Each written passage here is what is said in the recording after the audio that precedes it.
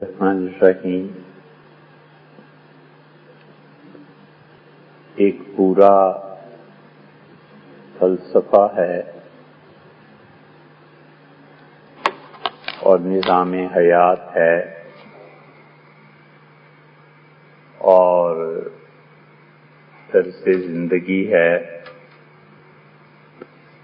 جس کے دوسرے مرحلے سے دنیا اب گزر رہی ہے، اور اللہ ہی کو معلوم ہے کہ اندازہ لگانے والوں نے جو اندازہ لگایا ہے وہ کس حد تک پورا ہوگا۔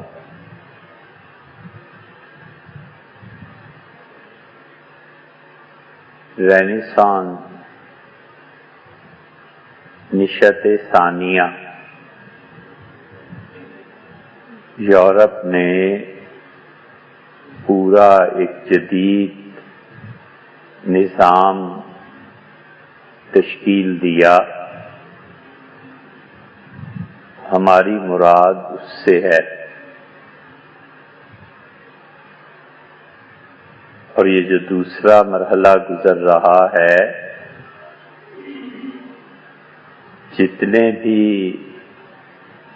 تھنک ٹینک امریکہ کے اور سرمایہ دار اس کو بڑی قوت سے دنیا پر نافذ بھی کرنا چاہ رہے ہیں اور اپنا تسلط قائم کرنے کے علاوہ ثابت بھی کر رہے ہیں۔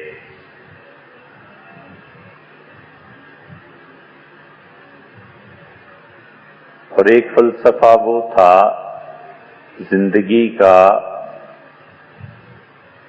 جو اسلام نے کم سے کم بھی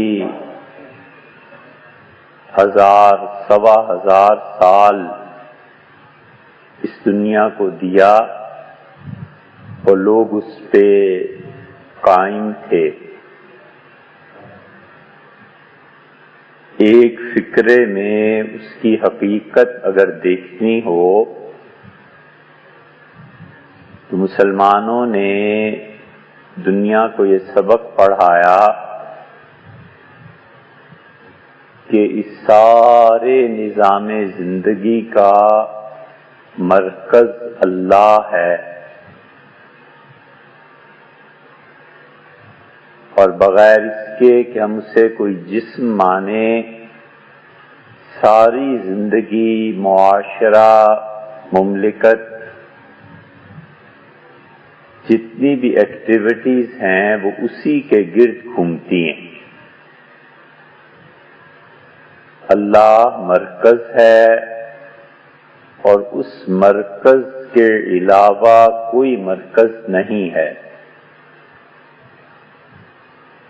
اور مغرب نے جو فلسفہ دیا اور جو چیز انہوں نے تبدیلی پیدا کی اور جس پہ وہ اب تک لگے ہوئے ہیں وہ یہ کہ انسان بذات خود مرکز ہے اور ساری زندگی اور نظام اس کے گرد گھومتا ہے۔ بس اب آپ اس بنیاد پر جتنی بھی عمارت تعمیر کر لیں، ساری کی ساری لے دے کے بنیاد رکھے، انسان کی راحت، انسان کے لیے کام کرنا، انسانوں کو خوشیاں پہنچانا، انسانوں کو انسانوں ہی کے لیے مارنا،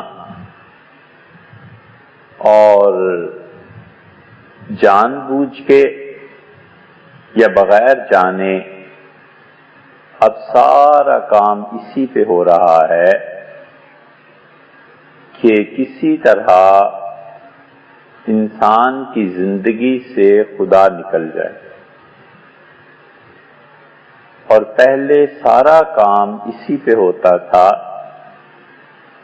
کہ کسی بھی انسان کی زندگی اللہ کے بغیر نہ رہے. بہت بڑا فرق ہے، اتنا بڑا فرق ہے کہ آسمان اور زمین میں اتنا بڑا فرق کیا ہو. ساری کاوش اور کوشش یہ تھی کہ کسی طرح انسان اللہ کے علاوہ نہ رہے،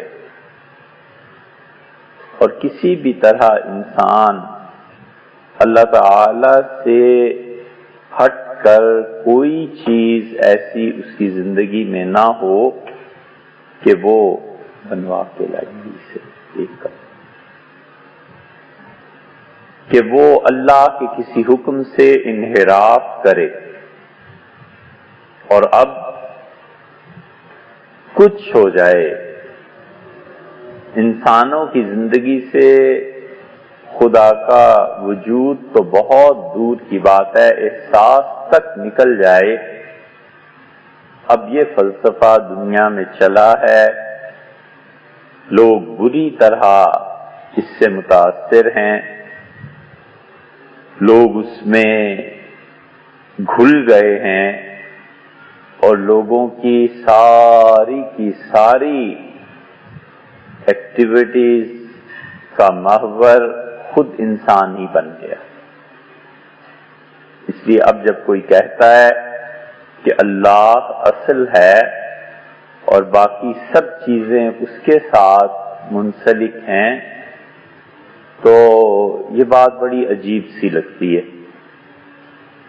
اور یہ کہیں کہ انسان اصل ہے اور باقی ساری چیزیں اسی کے لیے ہیں، تو اس میں کوئی تعجب نہیں ہوتا. اور اللہ نے ایسی صورتحال کے متعلق کہا ہے کہ وما قدر اللہ کا قدرے، اور لوگوں نے اللہ کو ایسے نہیں پہچانا جس طرح کے اللہ کے پہچاننے کا حق بنتا تھا. اور اسی لیے خدا قرآن میں کہتا ہے کہ یا حسرتن علی العباد، ہائے افسوس بندوں کے حال.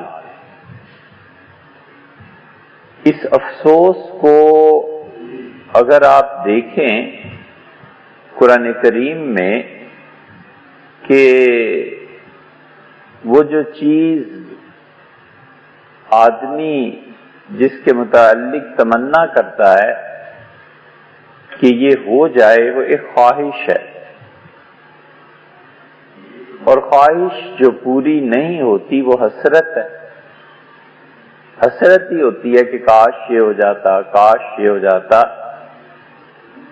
قرآن نے اس کاش کے لفظ کو غالباً 5 جگہ پہ استعمال کیا. ایک مرتبہ گنا تھا کہ انسان کی کون سی تمنائیں ایسی ہیں جو پوری نہیں ہوئی، اور قیامت میں وہ اس کو حسرت میں تبدیل ہوتے دیکھ کر کیا ہو چکی ہوگی، اس کاش کا استعمال کرے گا. ایک کاش کا استعمال حافظ شیرازی نے بھی کیا ہے، اور انہوں نے مصرع ہے ان کا بڑا مشہور، یہ کہ حرف بود کاش کے 100 جا نوشتائیں. زندگی میں ایک حرف کاش یہ رہ گیا ہے، اور سینکڑوں جگہ اسے استعمال کیا ہے. کیونکہ آدمی بہت سی تمنائیں لے کر ہی رخصت ہوتا ہے، اور بہت سی چیزوں کے متعلق اس کا رویہ اسے اس منزل پہ لے آتا ہے کہ وہ کاش کی گردان کرتا رہے کہ کاش ایسے ہوتا اور کاش ایسے ہوتا. اس لیے کہ انسان میں 2 بنیادی طور پہ جو نقائص تو بہت سے ہیں، ان میں سے 2 عمومی طور پہ پائے جاتے ہیں. ایک تو یہ کہ ناکامی سے ڈرتا ہے. حالانکہ زندگی میں اصل میں زندگی کی ایک جہت ہے، زندگی تو کوہ نور ہے، مختلف جہتیں ہیں، مختلف سمتیں ہیں، اور زندگی کی پالش، دانتوں کی پالش کراتے ہیں، گھر میں بھی جوتے بھی روز پالش کرتے ہیں۔ زندگی کی پالش ناکامیاں، زندگی کی پالش دکھ ہے، زندگی کی پالش اور زندگی کو صحیح معنی میں جو چیز چمک پہنچاتی ہے اور جو چیز اس کے حسن کو نکھارتی ہے وہ ناکامیاں ہی تو ہیں۔ جو آدمی جتنی زیادہ ناکامیوں کا سامنا کرنا پڑتا ہے جسے، اس آدمی میں اگر وہ مثبت انداز سے ناکامیوں کو دیکھتا رہے تو بڑی گہرائی پیدا ہو جاتی ہے۔ تجربے کا نعم البدل کیا ہے؟ تجربہ آتا ہے، زندگی پتہ چلتا ہے۔ تو اس لیے یہ دکھ، غم، ناکامیاں،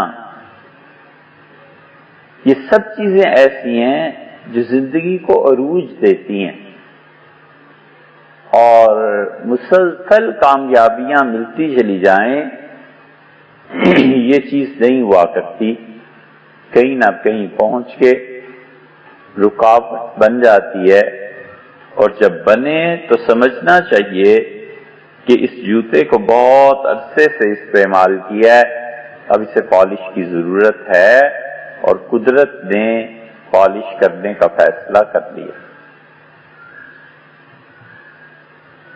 یہ بڑا المیہ ہے کہ لوگ دکھ اور غم سے فائدہ نہیں اٹھاتے۔ تکلیف اور پریشانی در حقیقت انسان کی سوئی ہوئی صلاحیتوں کو بیدار کرتی ہے، اور پریشانی کہتی ہے کہ اٹھو اور کام کرو، پریشانی کہتی ہے کہ اس کو حل کرو، یہ پازیٹو سائیڈ ہے۔ اور پریشان ہوئے اور کنڈی لگائی اور سو گئے، یہ بھی انسانوں ہی کا رویہ ہے، لیکن یہ اس وقت غالب آتا ہے جب تربیت کم ہوتی ہے۔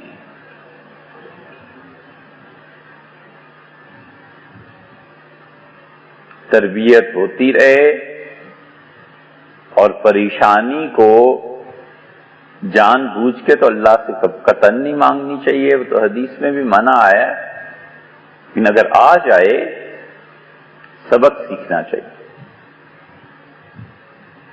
آپ فرض کر لیجئے ایک سرمایہ دار ہے اور اسے 1 کروڑ کی پیمنٹ کرنی ہے، 10 کروڑ کی۔ دیکھو اس کا دماغ کیسے چلتا ہے، اپنے سیکٹری سے، بھائی سے، دوستوں سے کہتا ہے یار فلاں جگہ دیکھو اتنے پیسے ہیں، فلاں آدمی سے رابطہ کرو، فلاں نے اتنا قرضہ دینا ہے۔ اب وہ اندر اس کے ساری سوئی ہوئی صلاحیتیں، خیر سرمایہ دار سوتے کہاں، لیکن وہ صلاحیتیں بیدار ہوتی ہیں، وہ اندر سے سوچتا ہے کہ اچھا فلاں جگہ پہ بھی پیسہ ہے، اور پھر اسے بسا اوقات ایسا پیسہ یاد آتا ہے جسے رکھ کے ہی بھول گیا تھا۔ یہ کیا چیز ہے؟ اس فکر نے اسے جگایا ہے۔ اس لیے جن لوگوں کی زندگی میں پریشانیوں، تکالیف اور دکھ، ان کو مثبت انداز میں استعمال کرنے کی صلاحیت ہوتی ہے، یہ تو ان کے لیے معراج۔ آپ سیرت کا مطالعہ کبھی کریں، حضور صلی اللہ علیہ وسلم نے زندگی کیسے گزاری، تو ہمیں ان کی زندگی میں 6 مہینے بھی ایسے نہیں ملے نبوت کے بعد جس میں کوئی نہ کوئی تکلیف، پریشانی، اور وہ بھی حد درجے کی پریشانی نہ آئی۔ زندگی ساری اسی میں گزری۔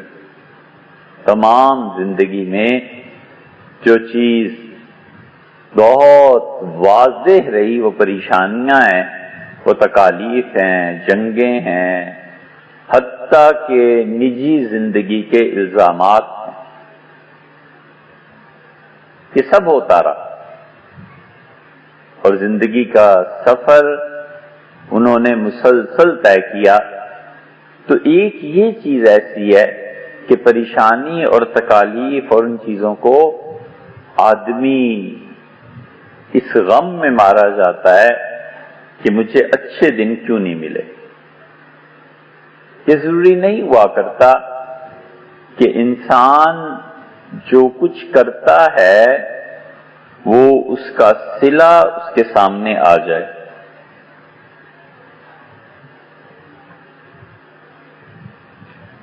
انسانوں میں ایسی قسم بھی پائی جاتی ہے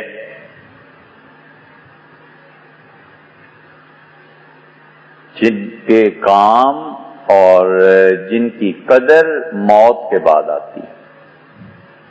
زندگی میں کچھ نہیں ہوتا۔ ہیرا کیسا ہی پتھر ہے، کیسی ہے، لیکن تراشنے کے بعد پتہ چلتا ہے کہ اچھا ہیرا۔ اس لیے جتنے لوگ بڑے کام کرتے ہیں نا، کبھی وہ اس فکر میں رہیں کہ ہمارے کام کی قدر نہیں ہوئی، تو یہ بھی بات زیادہ مناسب نہیں۔ ایک حد تک تو ہوتا ہے، اس سے زیادہ نہیں۔ اس لیے کہ عین ممکن ہے کہ اللہ نے اس کے ساتھ یہ طے کیا ہو کہ جب یہ دنیا سے جائے گا تو تب اس کی باتیں سامنے آئیں گی۔ ہوتی ہے جو راہ بند تو چڑھ جاتے ہیں نالے، غالب نے کہا مصرع ٹھیک نہیں بیٹھا۔ ہوتی ہے جو راہ بند تو چڑھ جاتے ہیں نالے، رکتی ہے میری تبع تو ہوتی ہے رواں۔ اور آپ کبھی غور کیجئے گا، یہ باتیں خاموشی کے ساتھ غور کرنے والی ہوتی ہیں۔ آج اس میں ایک اور اضافہ کر لو۔ بعض لوگ ڈرائیونگ کر رہے ہوتے ہیں بالکل ٹھیک، بچہ موٹر سائیکل چلا رہا ہے بالکل ٹھیک، اور جہاں روڈ پہ ہجوم ہوا اور اسے راستہ تلاش کرنا، اس میں جذبہ یہ ابھرا، اب وہ دیکھو اس کی ڈرائیونگ کا انداز تبدیل ہو جائے گا۔ اب وہ کہتا ہے کسی طرح نکلوں اس سے اور اس ہجوم کو کراس کروں۔ پھر وہ جو ڈرائیونگ کرتا ہے نا، پھر اس کی صلاحیتیں سامنے آتی ہیں۔ یہ طبعی بات ہے، بعض بچوں میں نہیں ہوتی۔ کہتے ہیں کیا کریں، اتنی گاڑیاں بس نکل جائیں گے، آرام کرو، صبر کرو۔ اور بعض بچے طبعاً انہیں خود پتہ نہیں ہوتا۔ یہ وہ چیز ہے جو غالب نے کہی ہے، رکتی ہے میری تبع تو ہوتی ہے رواں۔ اور جب رکاوٹ پیش آتی ہے تو پھر اندر کی صلاحیتیں یہ جاگتی ہیں۔ یہ وہ منزل ہے کہ کسی عارف باللہ کو پیش آ جائے جسے اللہ کی معرفت حاصل ہو، اور ایسی منزل پیش آ جائے جہاں گناہ میں جانے کے قوی امکانات ہوں، تو پھر اس کی توجہ اللہ بڑھ جاتی ہے، پھر اللہ کے ساتھ تعلق بڑھ جاتا ہے۔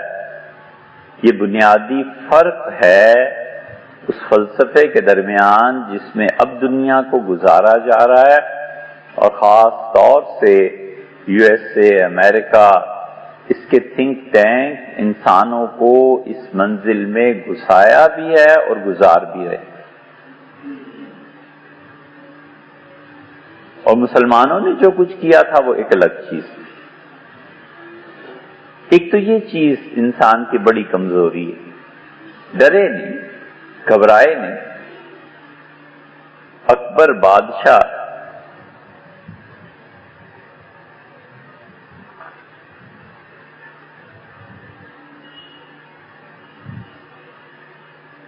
بڑا آدمی، ہمایوں ملک سے در بدر تھا اور سفر میں تھا،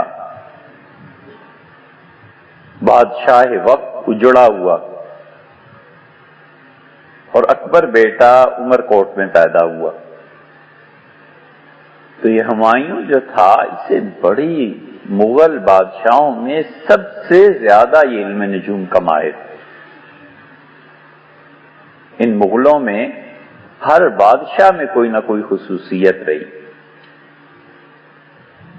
بابر اس کا جواب نہیں تھا ذہانت، عقل مندی، سلطنتوں کی بنیاد. کہ بابر بادشاہ اور رنجیت سنگھ کا دماغ ایک تھا. کہ رنجیت سنگھ سکھوں میں بس خدا کی ایک نعمت تھی جو ان کو ملی، لوگ اس کو نہیں پہچانے. ایسے ہی ہمایوں کو جتنی نجوم میں مہارت حاصل تھی، بڑے بڑے علم نجوم کے ماہر اس کی گرد تک نہیں پہنچتے تھے. اس کی وفات بھی ایسے ہی ہوئی کہ اس نے علم نجوم کے ماہرین کو بلایا اور کہا کہ زہرہ ستارہ طلوع ہوگا. زہرہ ستارہ جب طلوع ہوتا ہے تو غروب آفتاب کی کچھ دیر کے بعد آسمان پہ بلا تکلف ایک ستارہ بہت چمکتا ہے، اور اس کی روشنی، اس کی شعاعیں، اس کا چمکنا انسان کو متوجہ کر لیتا ہے. تو بڑے بڑے علماء کو بلایا اور اس سے کہا زہرہ ستارے کا آج مشاہدہ کریں گے. کہ ناسا والے جو کر رہے ہیں نا، وہ دماغ تھا. اور آذان ہوئی اور آذان کے احترام میں وہ بیٹھا، نیچے اتر آتے کہ نماز پڑھے. پھر ہمایوں بیٹھے سیڑھیوں پہ، اور جب اٹھے تو پاؤں سلپ کر گیا بس وہ سیڑھیوں سے، اور وہی آخر پہ وفات کا سبب بنا. اکبر اتنی زمین، اتنی فتوحات، اتنا بڑا آدمی تھا کہ یہ جب پیدا ہوا ہے بچہ تو اکبر نے اکبر کا ذائچہ بنایا اس کے والد ہمایوں نے. اور ہمایوں کبھی کبھی تنہائی میں اس ذائچے کو سامنے رکھ کے اس کے گرد چکر لگاتا تھا، خوشی سے ناچتا تھا اور کہتا تھا میرا بیٹا ایسا ہے کہ حضرت صاحب قرآن امیر تیمور گورگانی سے بڑھ گیا. وہ واقعی ہوا. جہانگیر اس کی تزک پڑھنے کے قابل، اس کے جہانگیری سر سید نے ایڈٹ کی تھی. کبھی جب سے ملک بنا ہے تب سے ان سارے حکمرانوں کو دیکھو انہوں نے کیا کیا، کون کس چیز میں ماہر تھا. تو سب کھل جائے گا کہ قومیں کیسے بنتی ہیں اور کیسے تباہ ہوتی ہیں. تو اس کے جہانگیری پڑھنے پہ اندازہ ہوتا ہے کہ اس آدمی کو جانوروں سے کتنی دلچسپی تھی. جانوروں کے متعلق وہ تحقیقات جو یورپ اور امریکہ میں اب آئی ہیں بہت سمپل سادہ، جہانگیر اس مرحلے میں تھا. شاہ جہان کے تو خیر کہنے ہی کیا، فلسفے میں اس جیسا آدمی کوئی ان مغلوں میں نہیں گزرا. اور اورنگزیب وہ تو ایسا ہیرا تھا کہ اس نے بر وقت سیاست میں قدم اٹھایا. لوگ جانتے نہیں، اور آج تک اورنگزیب کی زندگی کے اس پہلو پہ کسی نے نہیں لکھا. اس لیے کہتے ہیں کہ شاید کوئی سنے اور شاید کوئی لکھے، اب اتنی فرصت کہاں. لیکن اورنگزیب سیاسی حالات کو بہت اچھی طرح سمجھے ہوئے، جانتے تھے کہ اس ایک لمحے کی غفلت پورے ہندوستان سے اہل سنہ کو مٹا دے گی، ختم کر دے. اسماعیل صفوی کا انقلاب آیا تھا ایران میں، اور ایران اہل سنہ کا مرکز تھا. قزوین، خود یہ تہران، نشاپور، کون سا علاقہ ہے ایران میں جو اہل سنہ کا مرکز نہیں رہا. حکومت آئی اسماعیل صفوی کی اور اس نے کہا قتل عام کرو، تنہائی میں بھی اگر نگاہ پڑ جائے کہ کوئی سنیوں کے مطابق نماز پڑھ رہا ہے مار دو۔ نتیجہ یہ کہ آئندہ نسلیں تبدیل ہونا شروع ہو گئی۔ یہی سعودیہ میں ہوا کہ محمد بن عبد الوہاب، عبدالعزیز، پھر سعود، پھر یہ سارے لوگ جتنے آئے ہیں انہوں نے وہاں پر خارجیت کو پھیلایا، مارو، قتل کرو۔ نتیجہ یہ نکلا کہ عثمانیوں کے خلاف بغاوتیں ہوئیں، اور عثمانیوں میں یہ پاشا سعید پاشا اور حلیم اور محمد علی یہ اتنے بڑے بڑے لوگ تھے کہ یونان میں بغاوت ہوئی، انہوں نے کچلی، مصر میں بغاوت ہوئی۔ یہ تو سعودیز تھے، ان کی بغاوتیں کامیاب ہوئیں، حرمین شریفین میں لڑائیاں ہوئیں، جو بھی ہوا بہرحال وہ تاریخ کا ایک حصہ ہے۔ لیکن یہ مملکت جو بدلی ہے یہ ان ظالموں کے غلبے کی وجہ سے بدلی۔ مدینہ منورہ میں جتنی خانقاہیں تھیں بلڈوزر پھر گئے، صحابہ کرام رضی اللہ عنہم کے جتنی قبریں تھیں سب مٹا کے رکھ دی۔ آخری مرتبہ جب حج کو حاضری ہوئی تو خیال تھا جمعہ یہیں پڑھ لیں، تو دوستوں نے کہا نہیں جمعہ پڑھتے ہیں جرول میں۔ تو جرول شافعات کی یا بعد والوں کی یہ توصیات ہیں وہ دیکھی تو خیال آیا کہ یہاں پر اصاغر صحابہ کرام رضی اللہ عنہم کی قبریں تھیں، جو صحابہ رضی اللہ عنہم حضور صلی اللہ علیہ وسلم کے انتقال کے وقت 10-12 برس کے بچے تھے، اللہ نے لمبی زندگی دی تو یہ حجاج ابن یوسف کے خلاف لڑے۔ حجاج ابن یوسف کے خلاف جو لوگ لڑے تھے ان کی قبریں وہاں تھیں، ایک قبر جو باقی رہی ہو کچھ بھی نہیں۔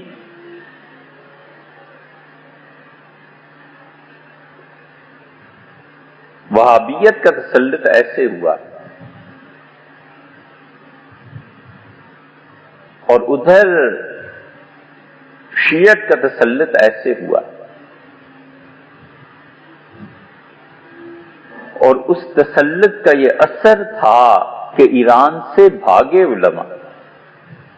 ہندوستان کو جو لوگ جانتے ہیں کہ کوئی چیز نہیں ہے، ہندوستانیوں کو خود نہیں پتا کہ ہم کیا تھے۔ زاغوں کے تصرف میں عقابوں کے نشیمن، جس چٹان کو عقاب اور شاہین نے اپنا گھر بنایا تھا اب وہاں کبے پائے جاتے ہیں۔ علامہ اقبال کے بقول یہ بر صغیر، یہ سب کانٹیننٹ، یہ ہندوستان، اسپین اجڑا ہے، اور اندازہ لگاؤ اس زمانے میں اسپین کے سائنسدان یہاں آئے ہندوستان، اکبر بادشاہ کے زمانے میں اکبر نے پناہ دی انہیں، اسے کہا آؤ میرے یہاں رہو کام کرو، اور ایران اجڑا ہے اور قافلوں نے ہجرت کی ہے، یہاں مغلوں نے پناہ دی کہ آ جاؤ، کوئی حرج نہیں، اور ان علماء نے کام کیا ہے۔ اور اس شیعت کا اتنا اثر تھا کہ احمد آباد پورا شیعہ ہو گیا، گجرات نکل گیا، بیجاپور شیعہ ہو گئے، گولکنڈہ شیعہ ہو گئے، ریاستوں کی ریاستیں شیعہ ہو گئیں،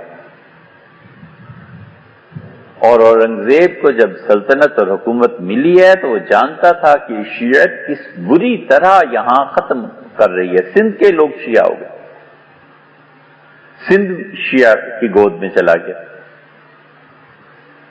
اس نے اپنی زندگی کے 25 سال ان ریاستوں کو فتح کرنے میں لگائے کہ ایسے نہ ہو کہ یہ اثرات دلی تک پہنچیں اور دارالحکومت میں بغاوتیں شروع ہو جائیں اور شیعت آ جائے تو ایران کے بعد پورا ہندوستان بھی شیعہ ہو جائے۔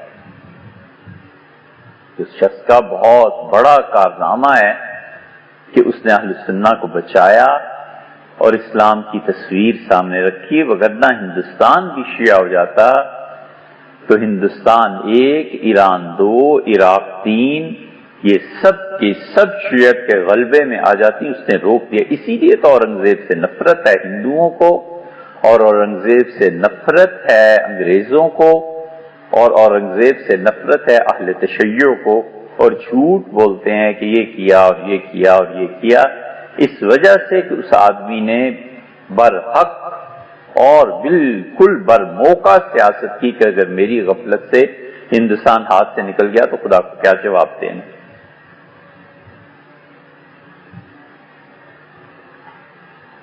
فرنگیوں کے ساتھ وہ ہاتھ نبٹتے، فرنگیوں کے ساتھ وہ پنجہ آزمائی کو تیار تھے، مہلت نہ ہوئی، وگرنہ فرنگیوں کی جڑ اکھڑ جاتی۔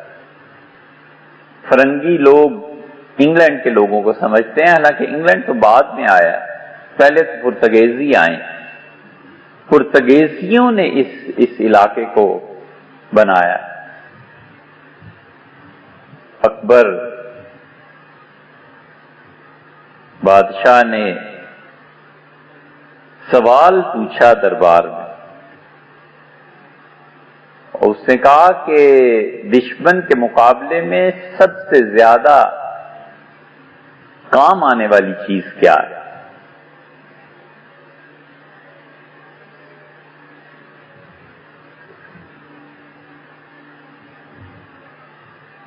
تو ابو الفضل نے جواب دیا اور اس نے کہا کہ ہوش و حواس۔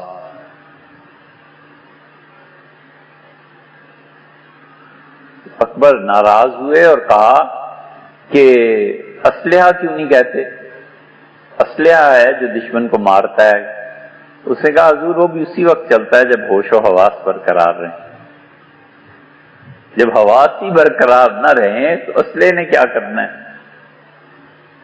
اکبر چپ ہو گئے، انعام دیا۔ یہ وہ چیز ہے جو بتانی مقصود تھی کہ آدمی پر جب غم، پریشانی، تکالیف آئیں تو حواس نہیں کھونے چاہیے۔ پیسہ اتنا کام نہیں کرتا، کوئی چیز اتنی کام نہیں کرتی جتنی ہوش و حواس کام کرتے ہیں کہ ذرا ٹھہرو، صبر کرو، ہوش و حواس سے کام لو۔ پھر جب ہوش برقرار رہتے ہیں تو صلاحیتیں سامنے آتی ہیں کہ اچھا یہ غلطی ہوئی، اچھا یہ صحیح ہوا، یہ چیز ٹھیک ہو گئی، کوئی بات نہیں، آگے چلتے ہیں۔ ایک انسانی زندگی کی بنیادی کمزوری یہ ہے کہ وہ سمجھتا ہے کہ غم اور دکھ اور تکالیف اور پریشانیاں یہ میری زندگی کے سفر کو ختم کر رہی ہیں۔ نہیں، وہ تو اور بڑھاتی ہیں، وہ تو اور آگے لے جاتی ہیں۔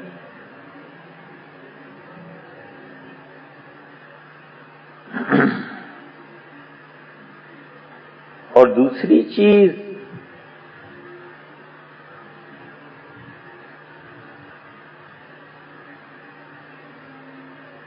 انسانی زندگی میں جو لوگ فضول چیزوں سے اجتناب کرتے ہیں، قدرت خود ان کی صلاحیتوں کو استعمال کرتی ہے۔ اس پہ آتے ہیں پھر انسانی زندگی میں دوسری چیز جو تباہ کن ہے نا، وہ موجود سے غفلت ہے۔ جو چیز میسر ہے اس کی قدر نہ کرنا، یہ بڑی تباہ کن چیز ہے۔ جو چیز موجود ہے اس کی قدر نہ کرنا. باپ موجود ہے، اس کی قدر نہ کرنا کہ آپ پیسے ہی نہیں لاتے، آپ کماتے کیا ہیں، ہمارے گھر میں ہے کیا، اس کی قدر نہیں ہوتی. اور فلانا ایسا اور فلاں بچہ ایسا اور فلاں بچہ ایسا. تو نتیجہ یہ نکلتا ہے کہ وہ اپنے حقیقی میسر اسباب کو بھی استعمال نہیں کر سکتا.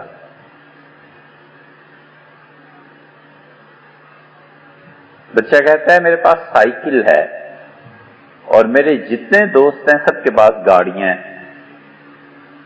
اور آپ نے زندگی میں محنت ہی نہیں کی کہ مجھے بھی گاڑی دے دیتے. تو نتیجہ یہ کہ گاڑی تو ملے یا نہ ملے، وہ سائیکل کام سے گئی. وہ کہے گا میں نہیں چلاتا، شرم آتی ہے.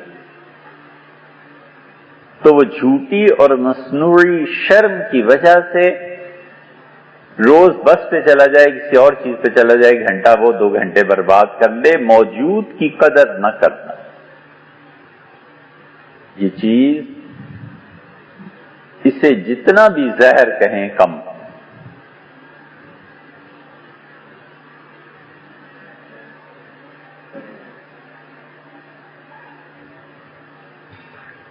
بیوی موجود ہے نا، اس کی قدر نہ کرنا. اتنے طلاق کے مسائل بڑھ گئے ہیں، اتنے بڑھ گئے ہیں کہ روز نت نئے مسائل پیش آتے ہیں طلاق. وجہ کیا ہے؟ کئی جگہ پہ یہ تجربے کی بات ہے. یہ نہیں ہے کہ طلاق ہمیشہ ہی غلط ہوتی ہے، اتنی غلط ہوتی تو خدا اسے شریعت میں جگہ نہ دیتا. لیکن کئی جگہ پہ دیکھا کہ بیوی جو موجود ہے اور وہ ہر طرح کی خدمت کو تیار ہے، اس کی قدر نہ کرنا اور کسی اور کے چکر میں پڑ جانا تاکہ میں اس کا خادم بن جاؤں. اندازہ کرو، ہے عقل کہ بجائے اس کے کہ تم مخدوم تھے، تمہاری خدمت ہو رہی تھی اور تمہاری ہر خواہش کی قدر ہو رہی تھی، اس منزل اور اس مرتبے سے اتر کے اب شوق چل رہا ہے کہ میں کہیں جا کر نوکر لگ جاؤں. دولت بھی اس پہ قربان، صلاحیتیں بھی اس پہ قربان، پھر ناز نخرے اور چونچلے اس کے اٹھانے. وہ اس کی قدر اب آئے گی، کب آئے گی؟ جب وہ جوتے کی نوک. یہ حالت ہے عقل مندی کی. یہ نہیں ہے کہ دوسری شادی کرتے ہی ہیں لوگ، مجبوریاں بھی ہوتی ہیں، بہت سے فیکٹرز ہیں، اس کی بات نہیں کر رہے، لیکن موجود کی قدر نہ کرنا. آدمی ہمیشہ جو چیز اللہ نے دی ہے اس کی قدر کرے، اور جو چیز اس سے بہتر ہے اس کے لیے جستجو کرے، محنت کرے. لیکن یہ تو کوئی طریقہ نہیں ہے کہ جو چیز اللہ نے دی ہے اسے ضائع کرے. اللہ کبھی بھی انسانوں کو بغیر صلاحیت کے پیدا نہیں کرتا. اور یہی وہ چیز ہے جو بڑے پیمانے پر پہنچ کر اعتراضات کو جنم دیتی ہے.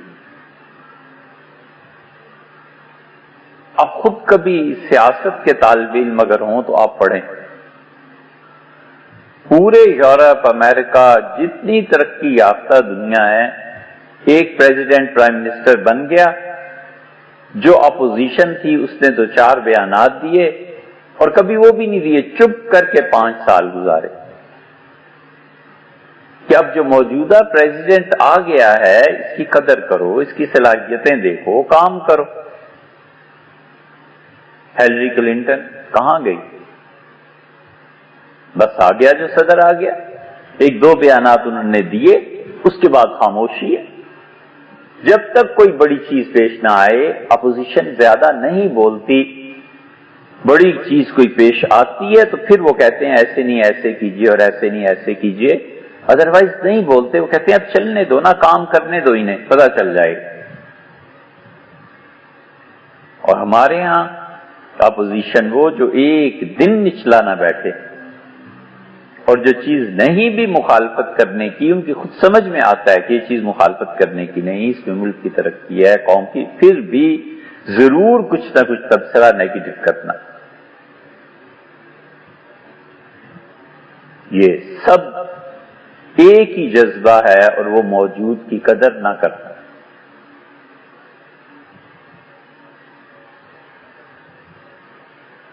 امرتسر کی ایک خاتون طلاق سے ہو گئی، اور ہم حیران ہوئے کہ اس عورت نے کیسا اچھا جواب دیا.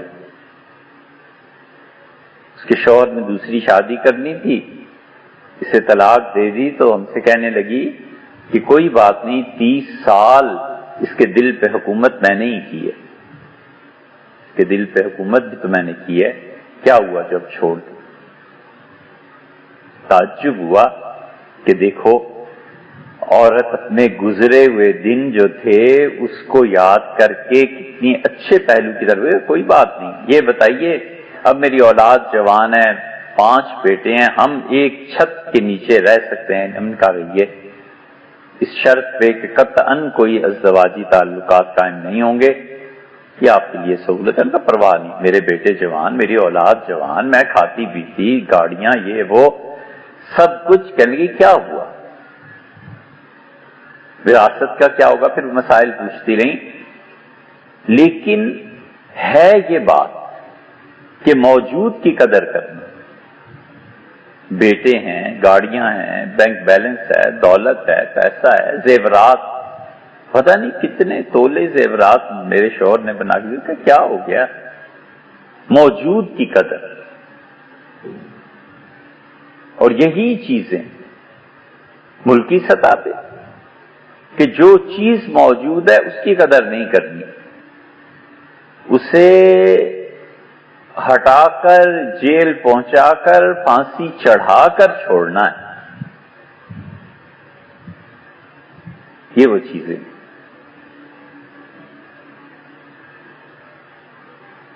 فرد کی تباہی، معاشرے کی تباہی، قوم کی تباہی، اس کی ایک بنیاد یہ ہے. اسی سے اعتراض جنم لیتے ہیں، اور جب اعتراضات جنم لیتے ہیں تو اعتراض جڑ کو کاٹتا ہے.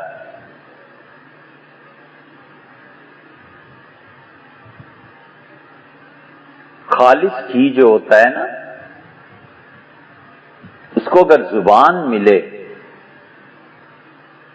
اور کوئی آدمی کہے کہ یہ تم میں ملاوٹ ہے، تو وہ کہتا ہے مجھے مت استعمال کرو، چھوڑ دو، اور جگہ چلے جاؤ.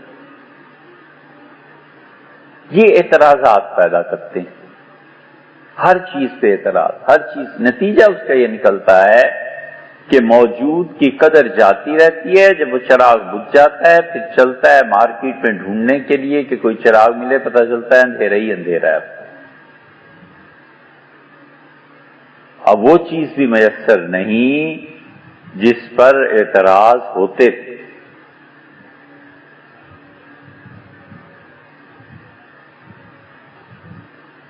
یہ انسانی زندگی کی بڑی خامی، بڑی کمزوری،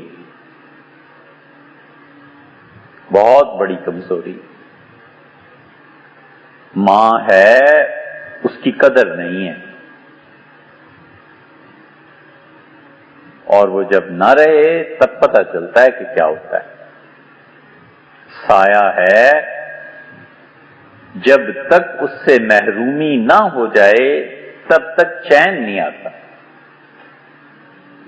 اس لیے انسانی زندگی میں وفا اور محبت یہ کبھی انسان کو نہیں بھولنی چاہیے. بچے ناراض ہوتے ہیں، بیوی ناراض ہوتی ہے، ماں باپ ناراض ہوتے ہیں.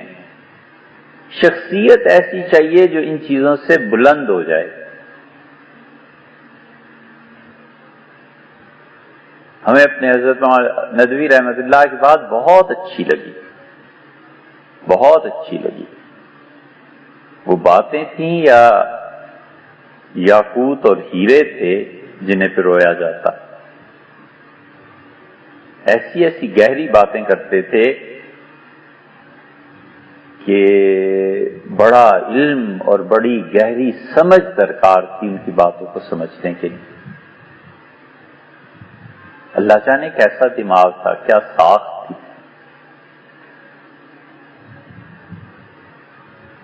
دارالعلوم دیوبند کا جلسہ ہوا اور وہاں ظاہر ہے کہ اندرا گاندھی آئی ہوئی تھیں، بڑے بڑے عرب مالدار کروڑوں اربوں پتی لوگ آئے ہوئے تھے۔ تو حضرت اپنی تقریر میں فرمایا یہ سب چڑیاں ہیں، اڑ جائیں گی، ہمیں آپ کے ساتھ رہنا ہے، آپ ہی کے دیے ہوئے 5 پیسے اور 10 پیسے کے چندے پر ہم نے اپنے مدارس کو چلانا ہے، ہمارا ان سے واسطہ نہیں ہے، آپ سے واسطہ ہے۔ یہ ہے اصل حقیقت کہ چڑیاں کتنی دیر رہیں، کتنا چندہ دے دیں، کروڑ اگر اندرا گاندھی نے دیا یا فلاں نے دیا یا فلاں نے دیا، یہ سب فلاں اور فلاں اڑ جائیں گے، ہمیں 5 پیسے اور 10 پیسے آپ سے ہی لینے اور آپ ہی کے ساتھ رہنے۔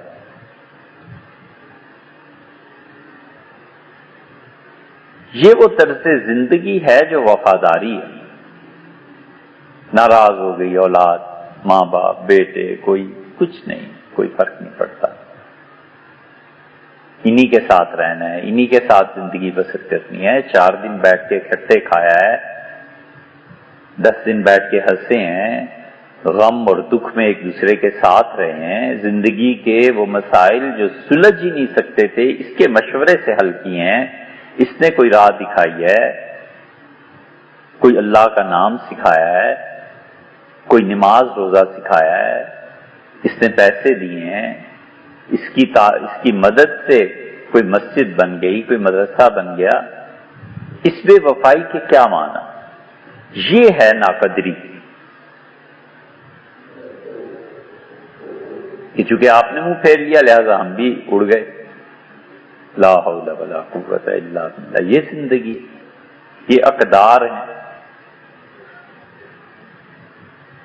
پہلے تو نہیں اعتراض آیا کبھی، اسی لیے رسول اللہ صلی اللہ علیہ وسلم نے کتنی گہری حقیقت بیان کی ہے۔ آپ نے کہا بائس عبد الدرہم، بائس عبد الدینار، اللہ کی لعنت پڑے سکے کے آدمی پہ، اللہ کی لعنت پڑے درہم اور دینار کے آدمی پہ، انوتو رضو، جب تک تمہیں پیسے ملتے رہیں اور وہ پیسے دیتا رہے تم خوش رہو، وَإِلَّمْ يُعْتُوا، اور جب وہ پیسے بند کر دے تم ناراض ہو جاؤ۔ فرمایا اللہ کرے جو شخص ایسا ہو جائے کہ پیسے کی بنیاد پہ دوسروں سے تعلق رکھے، جب تک چندہ ملتا رہا وہ مقتدی بڑا اچھا تھا، اور جس دن اس سرمایہ دار نے چندہ دینا چھوڑ دیا وہ بڑا برا ہو گیا۔ رسول اللہ صلی اللہ علیہ وسلم نے فرمایا لعنت پڑے ایسے آدمی پہ جو پیسے کی بنیاد پہ تعلق رکھتا ہے، اور پھر فرمایا کہ اذا شیک فلن تفش، اللہ کرے اس کے پاؤں میں کانٹا چبھے اور کانٹا نکالنے والا کوئی نہ ہو، اور اللہ کرے اس پہ مصیبت آئے مصیبت کو حل کرنے والا اس کی کوئی نہیں۔ بدعا دی، نام لیوا نہ اس کا رہے، پانی دیوا نہ رہے، یہ صحیح ترجمہ ہے اردو کہ محض پیسے کی بنیاد پہ تعلق۔ ہم یہ طلاق کے مسائل دیکھتے ہیں نا تو محض حسن کی بنیاد پہ تعلق ہوتا ہے، اس سے زیادہ کچھ نہیں ہوتا۔ اسی لیے تو 2 مہینے 3 مہینے بھی نہیں کٹتے، کہاں ایک لمحہ نہیں گزرتا تھا اس کے بغیر، اور کہاں اس طویل زندگی کی ایک رات کا کچھ حصہ گزارنا دشوار ہو جاتا ہے کہ اب نکالو اس سے، کسی طرح چھٹی کرو۔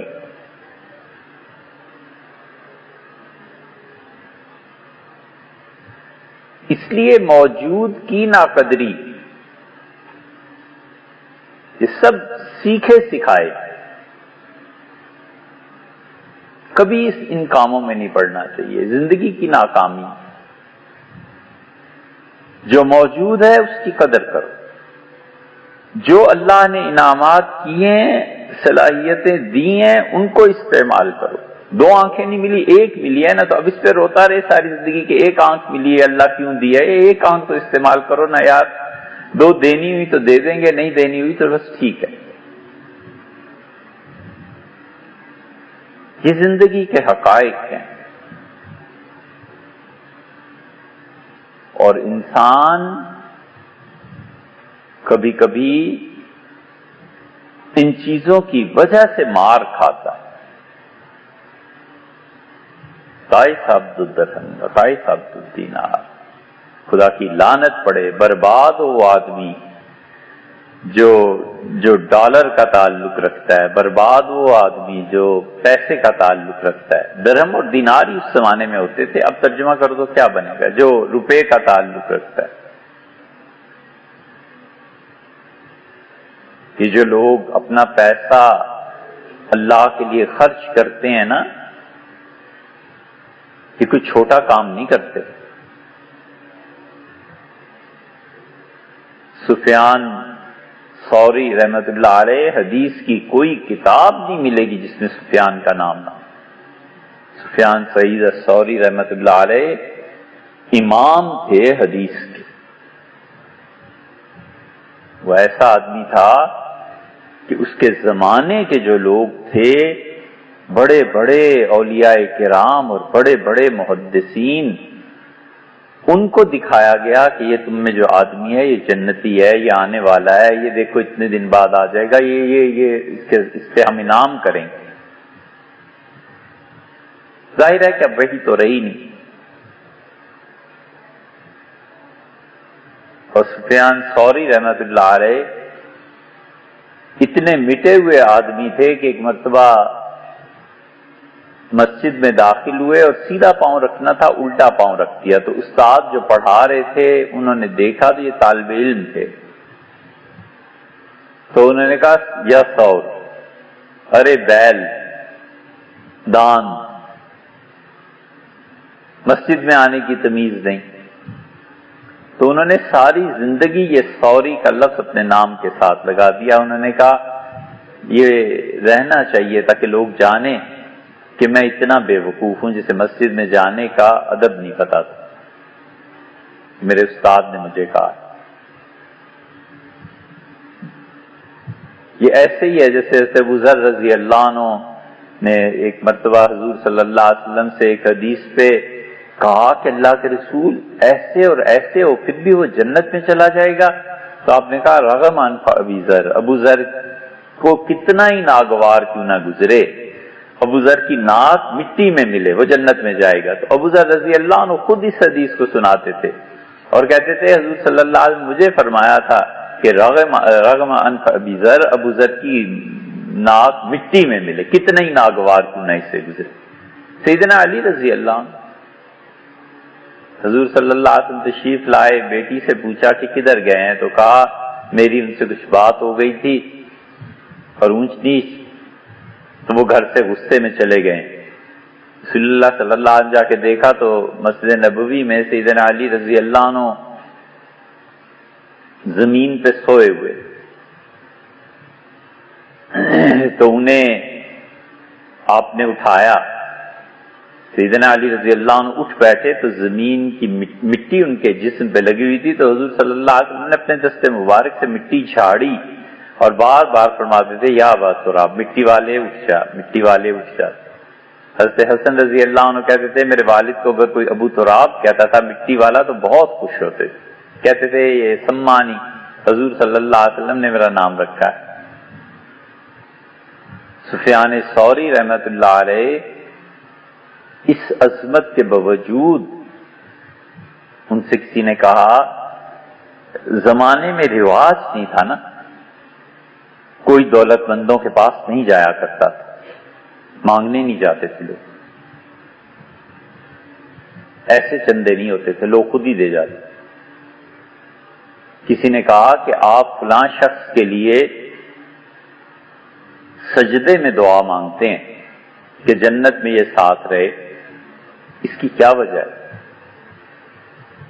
انہوں نے کہا 10,000 تولے سونا اس نے مجھے دیا ہے، اور میرے گھر میں رکھا ہے. جب کبھی دل میں آتا ہے نا کہ کوئی کام کوئی چیز کسی کے پاس جاؤں تو میں کہتا ہوں جو سونا رکھا ہوا ہے اس کا کیا کرنا ہے؟ تو ان کا اس کا اللہ کو حساب دوں یہ زیادہ اچھا ہے میرے لیے، بجائے اس کے کہ میں اپنی اولاد کو مانگتا چھوڑ کے جاؤں. اور پھر فرمایا کہ یہ جو سونا اس نے دیا ہے نا اس نے ایک طرح سے میرے دل کو بالکل بے نیاز کر دیا ہے، تو میں کیوں نہ سجدے میں اس کے لیے دعا مانگوں.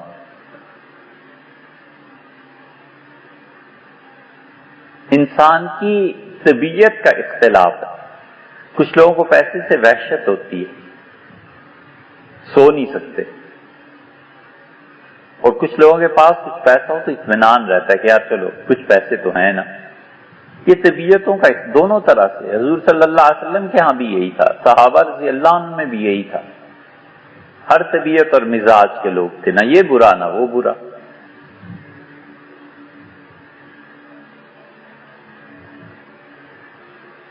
اس لیے موجود کی قدر نہ کرنا، یہ ساری چیزیں اس وقت سامنے آتی ہیں جب مڑ کے دیکھے نا تو جتنے اعتراضات پیدا ہوئے ہوتے ہیں. اللہ کا اپنا ایک نظام ہے. یہ تیسری بات ہے. جو شخص زندگی میں فضول کاموں سے بچتا ہے، اللہ تعالی بغیر مشورہ لیے، بغیر کسی سے پوچھے، یہ جملے صرف سمجھ میں آنے کے لیے ہیں. اللہ کی ذات ان باتوں سے بہت بلند و بالا، بہت بے نیاز ہے.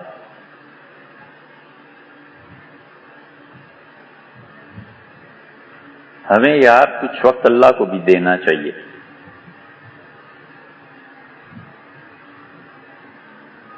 پلاٹ آج اتنے کا ہو گیا، اس پلاٹ کی قیمت اتنی ہو گئی. کبھی خیال آتا ہے کہ جس شہنشاہ کی یہ ساری زمین ہے وہ کتنا رچ ہے، اس کے پاس کتنی دولت. یہ پلاٹ اتنے کروڑ کا ہو گیا اور جس کی ساری زمین ہے وہ. اور مزے کی بات یہ کہ دینا بھی اسی نے، اور کوئی لے گا کیا اور دے گا کیا. وَلَا يَنْفَعُ ذَا الْجَدِّ مِنْكَ الْجَدُّ. اور اللہ کسی بڑے سے بڑے آدمی کی بڑائی تیرے سامنے کچھ نہیں.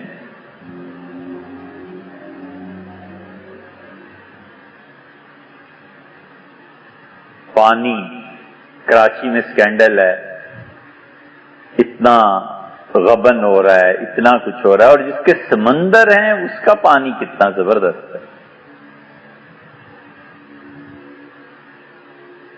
اسی لیے وہ جو بار بار کہتا ہے نا میری نشانیوں پر غور کرو، میری نشانیوں کو دیکھو، وہ یہ چیزیں آدمی غور کرتا ہے. 1 2 4 5 بیٹے ہیں اور زمین پہ پاؤں نہیں ٹکتے، اللہ معاف کرے غرور کی وجہ سے. اور وہ جس کی اربوں کے حساب سے مخلوق ہے، وہ یہ اس کا کنبہ اور قبیلہ اربوں میں پہنچ رہا ہے. اور جو گھر کے 5 افراد کو کھلاتا ہے وہ، اور جو پوری کائنات کو رزق دیتا ہے وہ. سمجھانے کو قصہ لکھا ہے، حقیقت نہیں ہے، اصل نہیں ہے، یہ صرف سمجھانے کے قصہ ہے. کہ سلیمان علیہ السلام نے اللہ تعالی سے کہا کہ اے رب میں تیری مخلوق کی دعوت کرنا چاہتا ہوں، اجازت دے. تو اللہ تعالیٰ نے فرمایا کہ میری مخلوق کی دعوت تم کہاں کرو گے اور کتنا کھلاؤ گے؟ انہوں نے کہا اے رب تو نے سب کچھ دیا ہے، اجازت ہو اللہ تعالیٰ نے فرمایا کہ زمین کی مخلوق یا سمندر کی مخلوق، ان کے وہم و گمان میں نہیں تھا کہ یہ بھی سوال ہو سکتا ہے، تو انہوں نے سوچا کہ زمین والے تو کہاں آئیں گے، تو سمندر کی مچھلیاں آسان ہے، تیر کے آ جائیں گی۔ اللہ سمندر کی مخلوق، فرمایا سمندر کی مخلوق تو بہت زیادہ ہے، تو کھانا کب ان کو کھلاؤ گے، کیا پکاؤ گے؟ تو ان کا یار اب 6 مہینے دے دے، تو 6 مہینے میں بالکل تازہ کھانا انہیں دوں گا۔ تو اللہ تعالیٰ نے 6 مہینے دے دی، تو انہوں نے سمندر کے کنارے بڑے بڑے دسترخوان بچھائے، میلا میل تک جنات نے دسترخوان بچھائے۔ جو وقت آیا تو وہ اپنے پورے لشکر کے ساتھ بہت کر و فر میں حاضر ہوئے اور کہا اے رب اپنی مخلوق کو کہے سمندر کی کہ آئیں اور کھا لیں۔ اور ایک مچھلی آئی اور اس نے جو نگلنا شروع کیا ایک طرف سے، تو دوسری طرف کا سارا دسترخوان نگل کے گر گئی سمندر میں، اور باقی مچھلیاں پریشان۔ تو اللہ تعالیٰ نے فرمایا کہ یہ تو ایک مچھلی کا حال ہے، ہم اس جیسی اور تمام کائنات میں اس سے زیادہ رزق روز دیتے ہیں، تو کہاں کھلائے گا؟ وَفِي السَّمَاءِ رِزْقُكُمْ، اور لوگوں آسمان میں تمہارا رزق ہے، وَمَا تُوعَدُونَ، جس کا تمہارے ساتھ وعدہ کیا وہ ہمارے پاس ہے۔ تو اللہ کو بھی کبھی وقت دے آدمی، سوچے کہ ساری کائنات اس کی ہے، رزق اس کا ہے، زمین اس کی ہے، پانی اس کا ہے، یہ دن اور رات کا تغیر اس کا ہے، یہ نیند اور بیداری اس کی ہے۔ اسی لیے آیا نا وَسَبِّحْ بِحَمْدِ رَبِّكَ حِينَ تَقُومُ، اور جب تم اٹھو تو اللہ کی ایسی تسبیح بیان کرو جس میں حمد ملی ہوئی ہو۔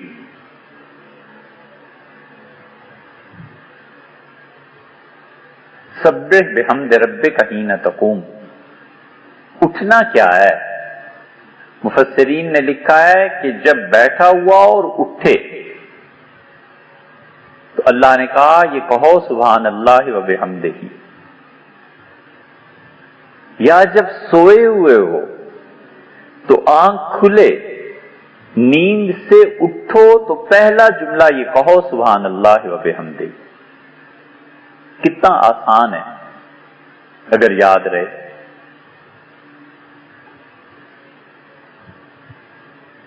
کتنا آسان ہے اللہ کا یہ قرب کہ جب تم اٹھو تو یہ کہو، اللہ کی تسبیح بیان کرو جس میں حمد ملی ہوئی ہو، سبحان اللہ و بحمدہ، پاک ہے اللہ کی ذات ہر عیب سے اور تمام تعریفیں اللہ کے لیے۔ ایک نیگیٹو ہے، یعنی اللہ کی ذات پاک ہے ان تمام الزامات سے جو لوگ اس پہ لگاتے ہیں، و بحمدہ، اور یہ پازیٹو ہے کہ تمام تعریفیں اللہ کے لیے۔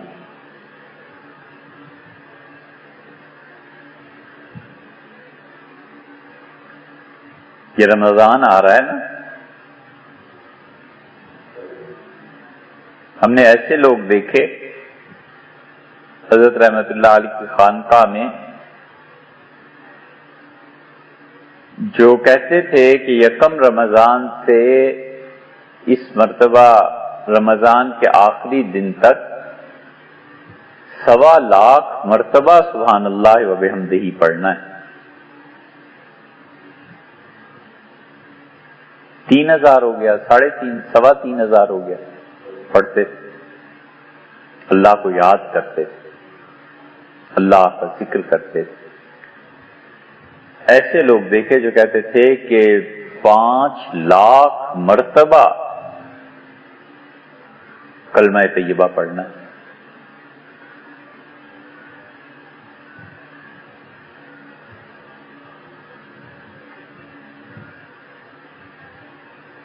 ایسے بھی لوگ دیکھے جو کہتے تھے کہ 50 مرتبہ قرآن پڑھنا ہے اس رمضان، وہ کرتے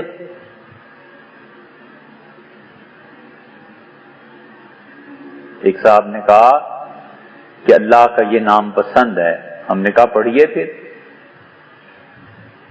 کہنے لگے کتنا؟ میں نے کہا 1 کروڑ مرتبہ تو پڑھو رمضان میں. کہنے لگے بالکل ٹھیک.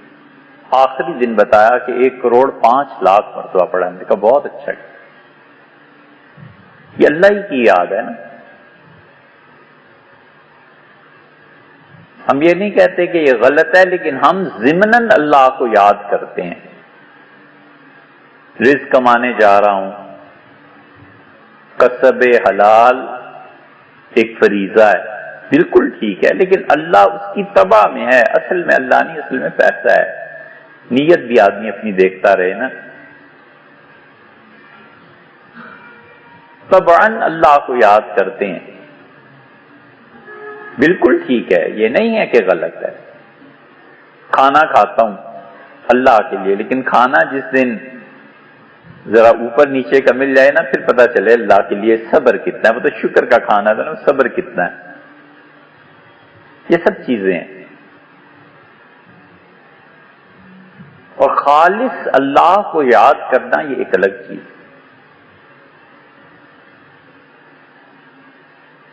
حضرت شیخ مولانا زکریا صاحب رحمۃ اللہ نے لکھا ہے کہ حضرت مدنی نور اللہ مرکدو بہت سیاسی دورے اور یہ اور وہ.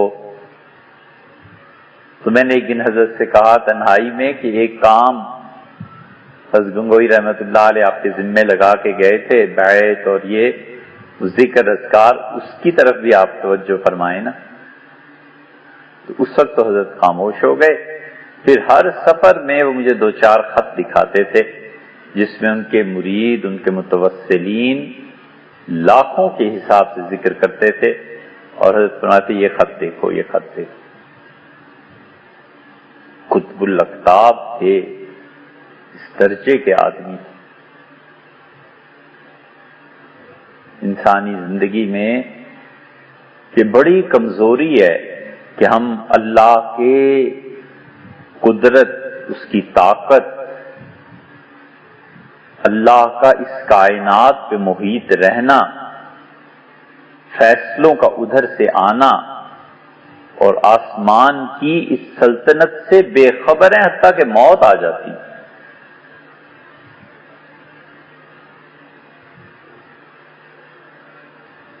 اس لیے آدمی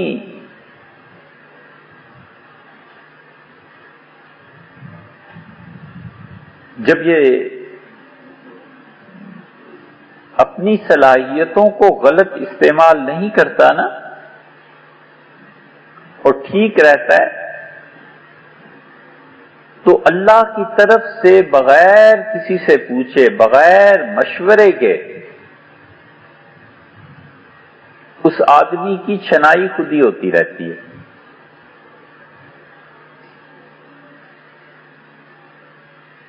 ٹشو پیپر چھنائی خود ہی ہوتی رہتی ہے. چھنائی خود ہونے کا مطلب یہ ہے کہ انسان ایک تو چیزوں کو چھوڑ دیتا ہے ناقدری سے. دونوں میں فرق سمجھنا چاہیے. ایک تو چیزوں کو چھوڑ دیتا ہے اپنی ناقدری سے، اور ایک آدمی کو محروم کر دیا جاتا ہے اس کی اپنی ناقدری سے.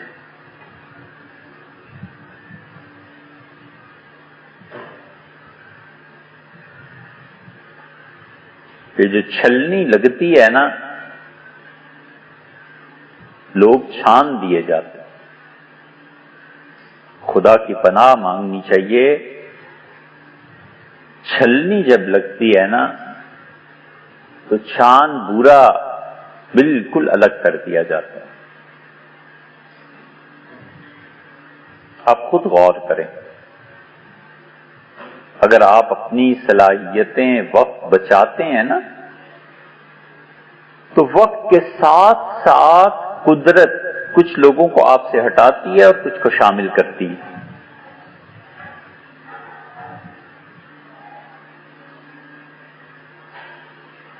یہ بڑی تلخ حقیقت. سال ہا سال کے بعد آدمی کبھی یاد کرتا ہے کہ کاش یہ چیز نہ کی ہوتی. یہ کاش بھی عجیب ہے. قرآن میں کتنی مرتبہ آیا؟ 5 مرتبہ تقریباً. کیا مدت ہوئی گنا تھا. قیامت کے دن کہے گا یا لیتنی کنت ترابا، اے کاش میں مٹی میں مل گیا ہوتا، کاش دوبارہ نہ اٹھایا جاتا. بھئی زندگی ایسی کیوں گزاری تھی کہ آج تمہیں حسرت ہے، پریشانیاں ہیں؟ زندگی ایسی گزارتے کہ جنت خود طلبگار ہوتی کہ یہ مجھ میں آئے. حضور صلی اللہ علیہ وسلم آیا، عمار میرے صحابہ رضی اللہ عنہ میں ایسا ہے جنت نے خواہش ظاہر کی کہ اللہ عمار کو میرے میں بھیج دے. عمار بن یاسر رضی اللہ عنہ اس درجے کے مظلوم آدمی تھے کہ جنت نے خواہش کی کہ عمار میرے پاس آئیں. ہزاروں لوگ ملیں گے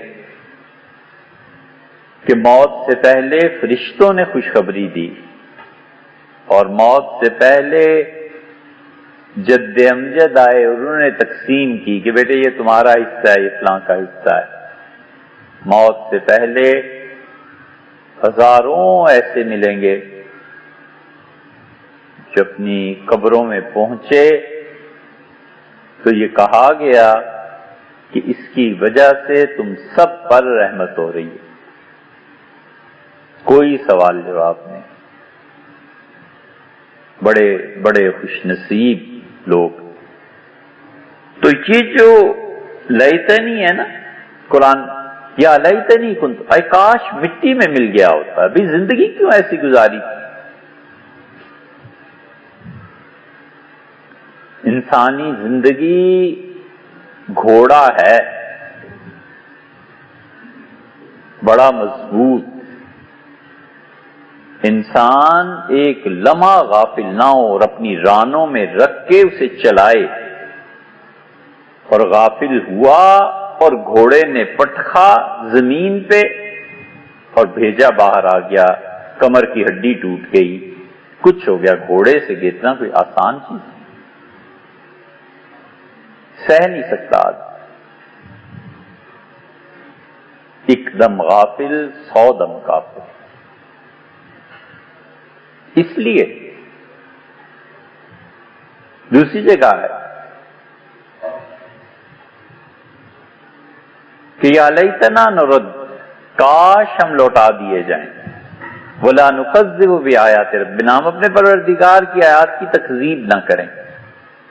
ہم اللہ کی نشانیوں کو جھٹلائیں نہیں. اللہ کی نشانیاں آنکھیں کھول کے دیکھی ہوتی تو پھر پتا ہوتا نا. اللہ کی یہ نشانیاں ہی تو ہیں. اللہ کی نشانی ہی تو ہے کہ اللہ کہتا ہے یہ میری نشانیوں میں سے ہے کہ میں نے دن اور رات بنائے. ان جعل اللہ لکم اللیل سرمدا، اللہ اگر تمہارے لیے ہمیشہ رات ہی رکھ دیتا تو کون تھا جو دن کو طلوع کرتا، اور اللہ ہمیشہ دن ہی رکھ دیتا تو کون تھا جو رات کو لے کے آتا. اور اللہ کہتا ہے یہ جو تمہاری زبانوں کا اختلاف ہے یہ میری نشانیاں ہی تو ہیں. یہ تمہارے رنگوں کا اختلاف میرے ہونے. نشانی کہتے کس کو؟ نشانی اسی کو کہتے ہیں نا کہ آپ کو پتہ چلے کسی چیز کا. نشانی دراصل اپنے پیچھے چھپی ہوئی چیز کو ظاہر کرتی ہے. آپ کسی کو کہتے ہیں کہ فلاں نمبر گلی، اس کا بورڈ لگا، اس میں فلاں درخت ہے، درخت کے ساتھ میں رکھا رہے تو درخت نشانی ہے آپ کے گھر کی جو آپ بتا رہے ہیں. اللہ کہتا ہے یہ ساری میری نشانیاں ہیں، انہیں دیکھ کر مجھ تک پہنچو، اور ہم نشانیوں میں ہی الجھ کے رہ گئے. یہ سمندر، یہ دریا، یہ ہر چیز خدا کی نشانی. آدمی جب ان حقائق پر غور کرتا ہے تو پھر لمٹس میں رہتا ہے. آنے پہ، آئے ہوئے پہ حد سے زیادہ اتراتا نہیں، اور جو چیز چلی جائے اس پہ مایوس نہیں ہوتا. پھر یہی منظور تھا. اس لیے تیسری جگہ فرمایا لیتنی اتخذت مع الرسول سبیلا، اے کاش حضور صلی اللہ علیہ وسلم کی راہ پہ چلے ہوتے، کاش ان کا راستہ اپنایا ہوتا۔ تو کسی نے ہاتھ پکڑا تھا کہ راستہ نہ اپناؤ، نہ لیتے۔ انسان کا ارادہ بہت بڑی چیز ہے۔ یہ جتنے جبر کے قائل ہیں نا کہ زندگی جبر سے گزرتی ہے، ان کا عقیدہ اور ان کی سمجھ جانور سے بھی کم ہے۔ کتے کو پتھر آپ ماریں تو کتا آپ کی طرف بھاگے گا، پتھر کو نہیں کچھ کہے گا۔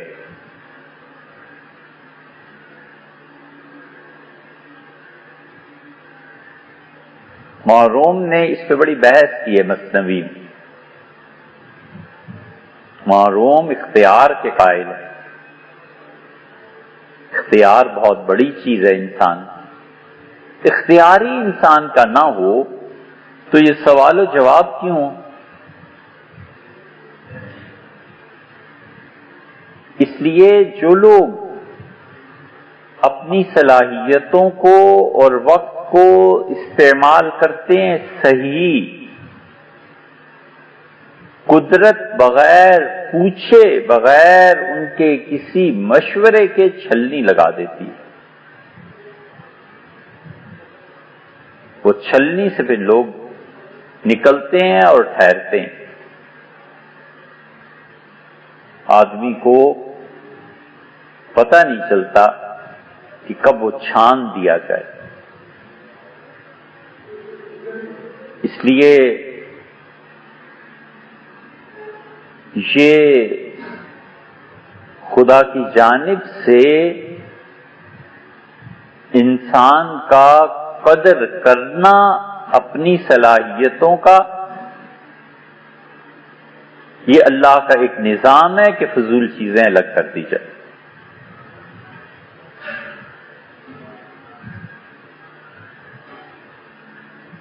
حضور اقدس صلی اللہ علیہ وسلم کو جو ہجرت کا حکم ہوا نا، انبیاء علیہ السلام جب اپنا مسکن چھوڑ جاتے ہیں تو اللہ انہیں اس سے بہتر جگہ دے دیتا ہے۔ اس کی ایک حکمت یہ بھی کہ جو لوگ اس قابل نہیں ہوتے، خدا خود انہیں الگ کر دیتا ہے، پھر کسی کی نہیں چلتی، نہ الگ ہونے والوں کی اور نہ اس آدمی کی جس سے الگ کیے گئے۔ وہ خدا کا اپنا ایک فیصلہ ہے اور اس کا نفاذ ہو جاتا ہے۔ اس لیے آدمی اپنی ساری صلاحیتوں کا اصل مرکز اللہ کو بنائے۔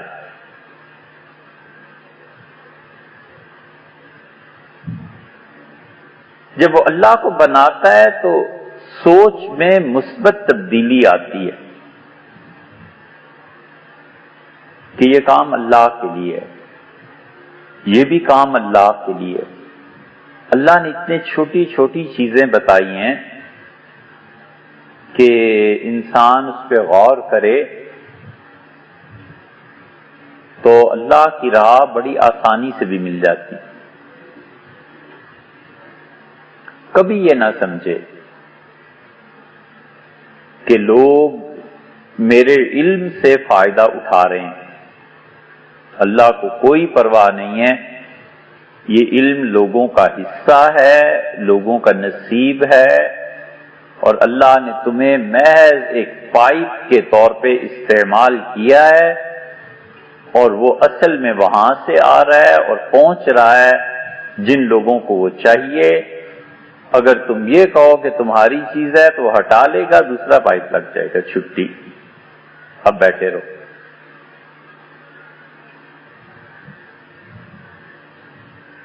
اس تصور کو دماغ سے نکل جانا چاہیے کہ میری وجہ سے میری اولاد پل رہی ہے، کچھ بھی نہیں، یہ ان کا نصیب ہے، اللہ نے انہیں یہ دینا ہی ہے۔ جس طرح ان کا وجود تمہارا مرہون منت نہیں ہے، وہ اللہ کی عطا ہے۔ خدا چاہتا تو تیسرے چوتھے مہینے میں بھی اسے ختم کر دیتا، اور خدا چاہتا تو پیدائش کے فوراً بعد بھی ختم کر دیتا، اور خدا چاہے تو جوانی میں بھی ختم کر دے۔ روز نہیں دیکھتے یہ حادثات ہوتے، نہیں دیکھتے؟ بس اللہ کا ایک نظام ہے کہ اسباب کے ساتھ دنیا، لہذا تم ایک سبب ہو۔ وہ رزق وہ 1 لقمہ ہے یا 10 لقمے ہے، تم ایک واسطہ ہو۔ جس دن یہ سمجھا کہ میں نہ ہوا نا، پھر میں پوچھوں گا کہ بچوں تمہیں کون پالتا ہے۔ یہ جب اس طرح کے خیالات آئیں تو آدمی یاد رکھنا چاہیے کہ ہر وہ چیز جو دعوے پہ لے جاتی ہے نا، غلط ہے۔ بس اصول کی بات، ہر وہ جذبہ، ہر وہ عبادت، چاہے وہ کتنی ٹھیک کیوں نہ ہو، اگر اس کا نتیجہ دعویٰ ہے تو سب غلط ہے۔ ہر عبادت اور ہر اللہ کی بندگی جو دعوے کو پیدا کرتی ہے نا انسان میں، بالکل غلط ہے۔ وہ عبادت بھی نظر ثانی کے قابل ہے، وہ علم بھی اور وہ تعلیم بھی جو دعوے کو پیدا کرتی ہے۔ کہ جتنے گمراہ مارے گئے یہ دعوے اس تو مارے گئے۔ کہ شیطان نے بھی تو دعوی ہی کیا تھا۔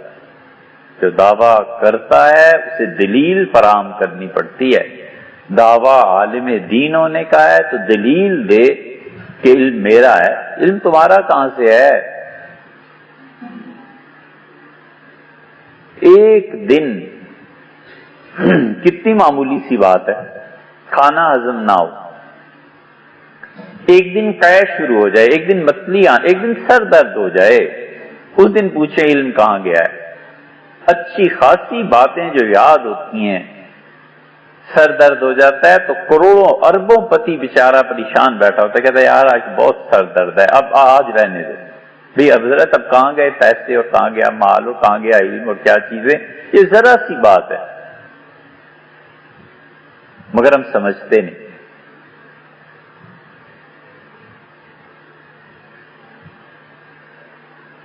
کتنا عاجز اور بے بس ہوتا ہے آدمی،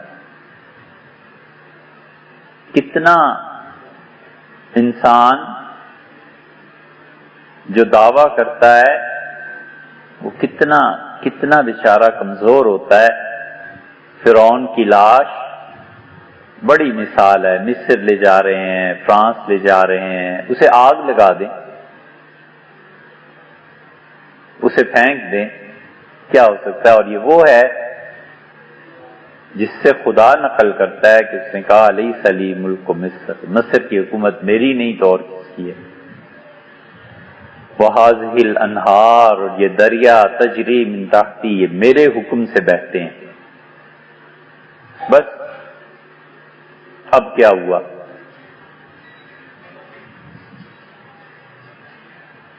نہاتا ہے نا آدمی روز، دوسرے دن، اس پہ کبھی غور نہیں کیا کہ آپ اور ہم سب نلکے کو کبھی کم کرتے ہیں کبھی زیادہ، کہ ٹیمپریچر پانی کا ٹھیک ہو جائے؟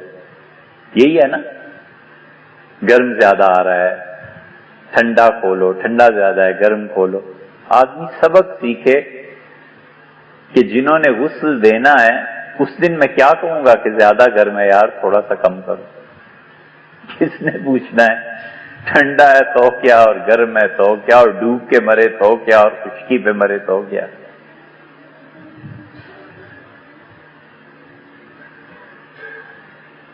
حضرت مرزا مظہر جانا رحمت اللہ علیہ کا کوئی گھر نہیں تھا،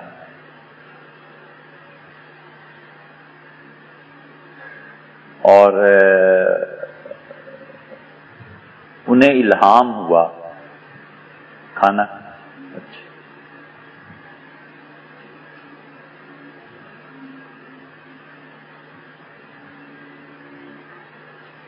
اللہ کا ایک نظام ہے،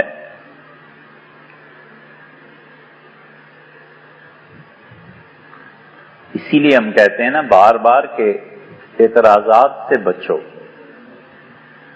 جو آدمی جو کام کر رہا ہے نا اس کی تہ تک پہنچنا چاہیے سوچ کے کہ کیوں کر رہا ہے.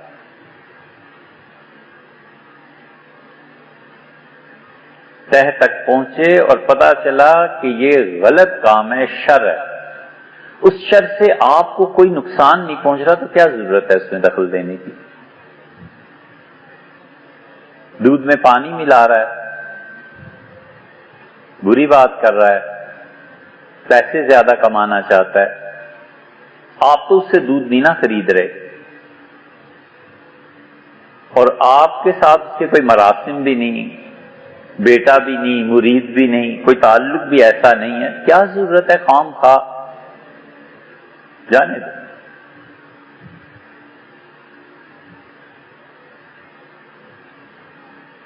اس کی تہ تک پہنچے اور پتا چلا کہ میں اس سے متاثر ہوں گا، یہ جو کام کر رہا ہے اس کے نقصان مجھے پہنچے گا، تو سمجھانا چاہیے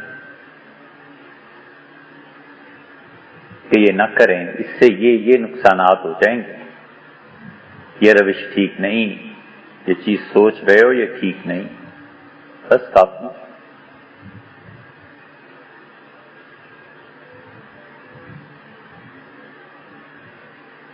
دوسرے کے کام کی حکمت سوچنی چاہیے. جب دوسرے کے کام کی حکمت نہیں سوچتا نا تو پھر اپنی عقل پہ ناز بڑھتا ہے کہ میں بہت بہت سمجھدار. دوسرے سے بھی پوچھنا چاہیے کہ یہ کام کیوں کیا ہے، وہ بتا دے گا تو عین ممکن ہے سمجھ میں آ جائے.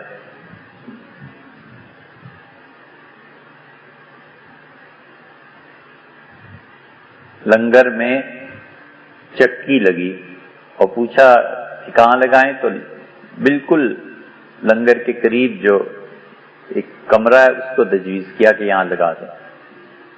خیال آیا کہ آٹا پیسے گا تو لنگر والے آسانی سے اٹھا لیں گے. صاحب نے کہا کہ نہیں، اس کو وہاں لگائیں. ہم نے سوچا وہاں لگانے کی کیا حکمت ہوگی، ہماری سمجھ میں آئی نہیں تو پوچھ لیا. اس نے کہا جی وہ جو چکی والے تھے نا وہ یہ کہہ رہے تھے کہ ڈائریکٹ تار میٹر سے آنی چاہیے تاکہ بجلی کی یونٹس درمیان میں گرے نہیں تو ٹھیک کام کرے گی، تو وہاں قریب ہے میٹر، وہاں لگنی چاہیے. ہم نے کہا اچھا یہ مسئلہ ہے، یہ حکمت ہے.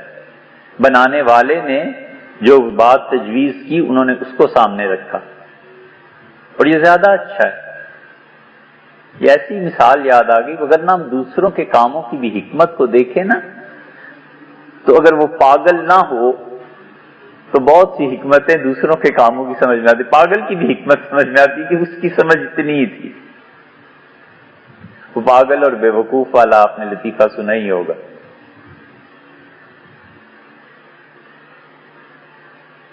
اس لیے حضرت نظام نظر جانے جانا رحمت اللہ علیہ جو تھے نا انہیں الہام ہوا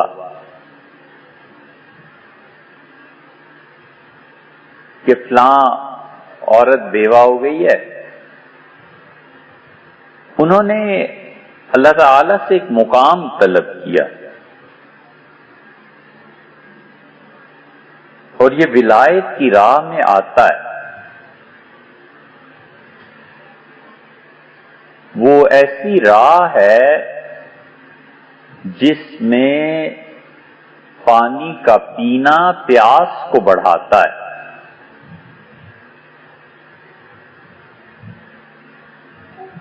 وہاں پانی سے سیرابی نہیں ہوتی، جتنا پیتا ہے اتنی پیاس بڑھتی ہے. کہتا ہے اور قرب چاہیے اور قرب چاہیے. اللہ کی ذات کا قرب لا منتہا ہے، اس کی کوئی حد ہی نہیں. تو آدمی جب سفر کرتا ہے نا تو اور قرب چاہیے ہوتا ہے، اور قرب.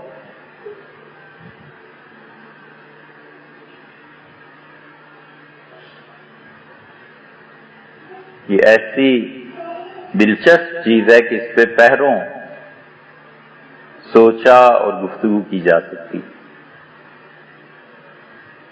تو انہوں نے اللہ تعالی سے کوئی مقام طلب کیا. نور محمد صاحب بدایونی رحمت اللہ علیہ کے ساتھ یہ رہے اور اپنے شیخ کی خدمت میں 30 سال گزارے. اتنے عارف باللہ تھے کہ فرماتے تھے میں جب حضرت کے پاس گیا تھا تو مجھے کچھ شدھ بدھ تصوف کی تھی، اور 30 سال میں ایک لمحہ حضرت کو اللہ سے غافل نہیں پائے.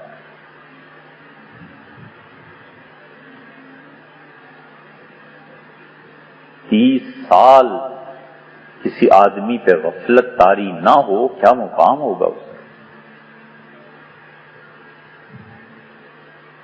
دلی میں بھی ان کا مزار ہے. تو اللہ سے طلب کیا، دعا کرتے رہے کہ مجھے یہ مقام دے دیں.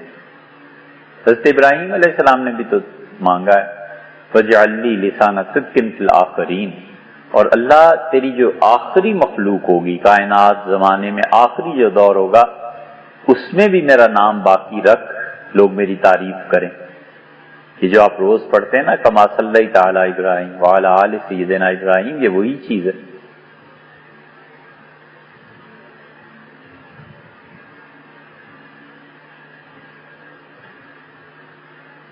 خدا جب دیتا ہے نا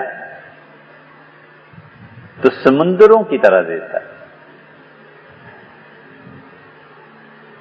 کروڑوں افراد روز کہتے ہیں کما صلی تعالی سیدنا ابراہیم، اور ہزاروں سال سے جاری ہے. لو آ گیا ذکر خیر، دعا قبول ہو گئی. ایسے ہی ہوتا ہے. زمزم کو دیکھو، کروڑوں گیلن بھرتے ہیں لوگ مہینے میں اور سال میں. حضرت عبداللہ ابن عباس رضی اللہ عنہ کو ضرورت پیش آ گئی کہ ان کے زمانے میں ایک غلام تھا حبشی، گر پڑا اور اس کا انتقال ہو گیا تو کنواں صاف کرایا گیا. تو ابن عباس رضی اللہ عنہ نے مشاہدہ کیا، فرماتے تھے نہروں کے حساب سے پانی آ رہا ہے پائپ کی طرف سے، ختم ہی نہیں ہوتا. یہ گنگا اور جمنا یہ بھی انبیاء علیہ السلام کو عنایت کی گئی تھی. اگر وہ نبوت تھی تو یہ گنگا اور جمنا انہیں دیے گئے تھے. تو اب تک جاری کروڑوں سال جن کی طرف منسوب کیے جاتے ہیں، بظاہر ان کی تعلیمات نبوت کی ہیں. یہ بدھا کو دیکھو، کتنی اس کی تعلیم میں برکت ہوئی، مسخ ہو گئی وہ تعلیمات ساری. لیکن بدھا کہاں بہار، اور بہار سے وہ جو چلے ہیں تو کہاں کہاں یہ بدھسٹ پہنچے اور کہاں. یہ نہیں ہے کہ وہ خدا کے نبی تھے، یہ کہنا بہت بڑی بات ہے، لیکن ایسی کسی کی تعلیم پھیل جائے یہ نبوت کے علاوہ کم ہی کہیں ہوا کرتا ہے. خدا جب دیتا ہے تو وہ پھر کھول دیتا ہے خزان، منہ کھول دیتا ہے. حضرت نظام نظر جانے جانا رحمت اللہ علیہ نے تمنا، تو وہ کہا گیا کہ فلاں عورت ہے اور بیوہ ہو گئی ہے، اگر اس سے نکاح کر لو تو ہم تمہیں یہ مقام دے دیں گے.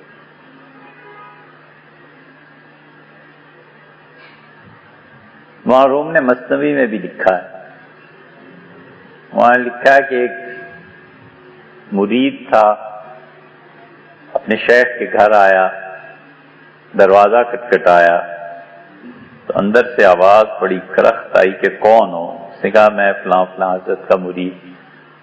اس کا کیا حضرت اور کیا تم مرید اس کے؟ یہیں کہیں پھر رہا ہوگا، جا کے دیکھو. اس کا حضرت کو آپ یہ کہتی ہیں؟ اس کا ہوں گے تمہارے حضرت، ہمارا کیا تعلق ہے؟ ایسا نکما آدمی. اس نے اور بات کی، انہوں نے اور شدت اختیار کی، اس سے اور بات کی، اس نے اور سنائی. وہ تو بیچارہ گھبرا کے بھاگا. تو کہانی ہے، اصل نہیں ہے سمجھانے کو. تو دیکھا شیر پہ سوار ہیں اور ہاتھ میں سانپ ہے اور شیر ہلتا ہے تو سانپ سے مارتے ہیں اسے. تو وہ حیران رہ گیا اس مرتبے کو دیکھ کے. معروم نے لکھا ہے کہ شیخ نے کہا کہ جو سن کے آئے ہو نا اس پہ صبر کرنے کے نتیجے میں یہ مقام ملا ہے.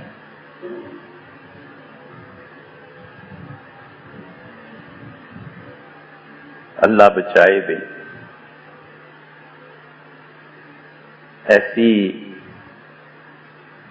ایسی سخت راہوں سے. اللہ تعالیٰ خود ہی احسان فرما دے. ورنہ یہ جو باپ ہوتا ہے نا یہ بیچارہ بڑی ہی مرتبے کی چیز. تصور کرو سارے دن کا تھکا ہارا اور رات کو سویا اور بچے رونے لگے. اللہ وہ جب اٹھتا ہے اس کی نیند خراب ہوتی ہے اس پہ کیا گزرتی ہے. بیمار ہو جائیں بچے, دن رات کا چین ایک طرف ہو جائے, کیا گزرتی ہو. یہ مجاہدہ تھوڑا. تو حضرت سے کہا گیا کہ اگر آپ اس عورت سے شادی کر لیں تو ہم وہ مقام دے دیں گے. تو انہوں نے اپنے لوگوں سے کہا کہ بھئی وہ فلاں جگہ رشتہ ہے اور کرنا. ان کا حضرت توبہ کریں, وہ تو دلی میں اتنی بد زبان مشہور ہے کہ لوگ اس کے نام سن کے پناہ مانگتے ہیں. تو قصہ مختصر یہ کہ شادی ہو گئی. پھر جو ہونا تھا سو ہوا. حضرت نے وفات سے پہلے اپنے خلیفہ قاضی ثناء اللہ پانی پتی رحمت اللہ علیہ کو خط لکھا اور لکھا کہ وفات کے بعد میری یہ بیوہ میری آپ کے پاس رہیں گی, ان کی خدمت کرنا, اور مجھے اللہ نے ان کی وجہ سے بڑا مقام دیا ہے, میں ان کا بہت ممنون ہوں. مجھے بہت ترقی ہوئی ہے ان کی وجہ سے.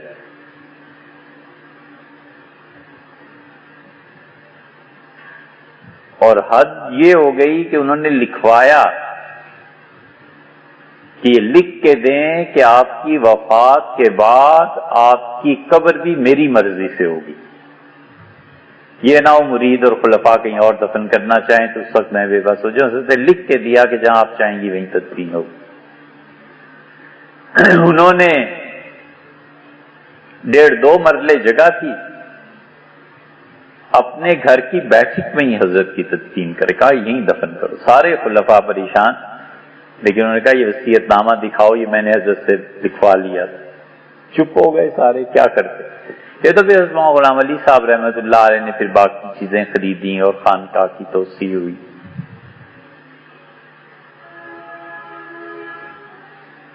اس میں بھی ایک راز. سیدنا عثمان رضی اللہ عنہ امیر المومنین تھے, یہودیوں کی زمین میں دفن کیے گئے رات کو. وہ زمین یہودیوں کی تھی.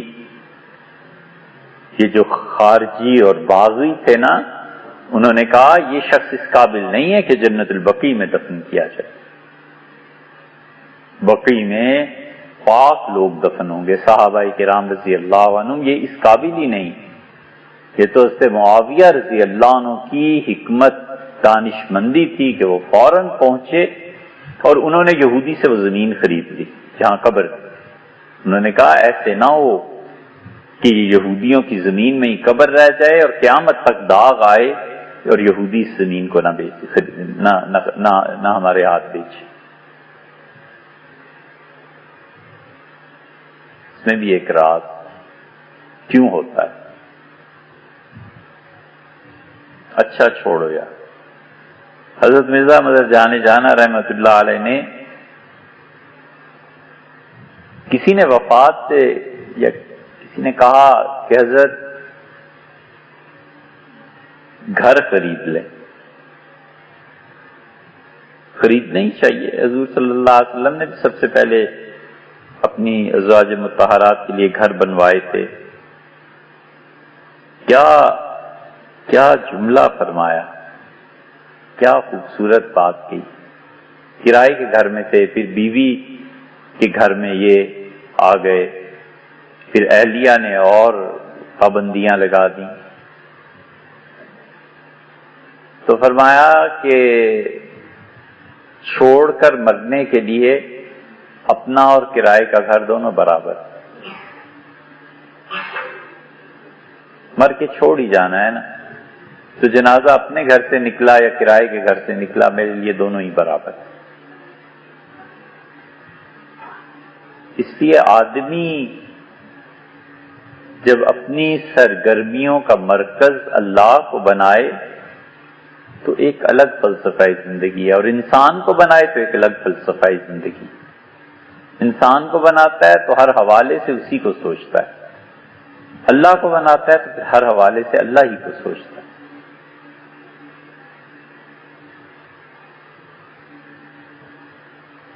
رمضان میں